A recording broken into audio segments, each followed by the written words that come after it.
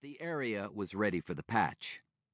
He glanced up at the sky, a mottled gray that reminded him of bread mold, and started down the ladder. "Lindsay Harris," the woman said, even before he'd finished descending. "And this is my brother Trevor." Cork got his feet on the ground and turned to them. He pulled off his gloves and accepted the hand each of them offered. "John Harris's grandchildren," he said. The young woman nodded. "That's right." "What can I do for you?" "Find our grandfather," her brother said. Cork dropped his gloves on the toolbox. "I already tried. Me and a lot of other good people. I'm part of Tamarack County Search and Rescue." "We know that," the sister said. "So what is it you think I can do that hasn't already been done?"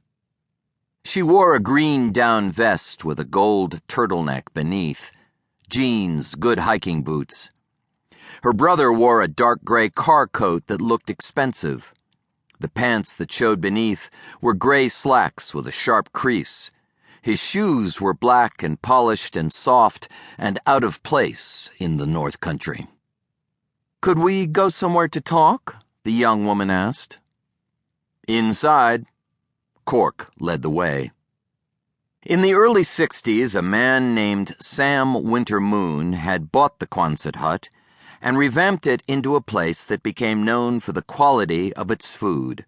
Burgers and fries mostly, but also hot dogs and good thick milkshakes. The Sam Special was renowned in Tamarack County, Minnesota. On his untimely death, Sam had willed the property to Cork, and the one-time lawman, whose badge had been taken from him, turned to flipping burgers. It was a vocation he'd come to love and a business he'd brought his children into. But he'd kept a finger in law enforcement in a way. He'd gotten himself a private investigator's license. The front of the Quonset hut had been given over to the food business, but the rear Cork had kept as a kind of office in which he conducted much of his security and investigation work. Before beginning his repair of the roof that morning, he'd made a pot of coffee, and there was still plenty left to offer his visitors. He poured mugs for them all, and they sat at the old, round wooden table where he often met with clients. "Your sign outside says closed for the season," Trevor Harris said. "That's just for Sam's place," Cork told him. "A lot of us who cater to tourists close up in November. Once the color's gone, the flow of leaf peepers dries up. After the snow comes, we'll get snowmobilers and cross-country skiers. But for a while, things will be pretty quiet here in Aurora. What you've come to me for, that business is open year-round." Cork took a long swill of his coffee.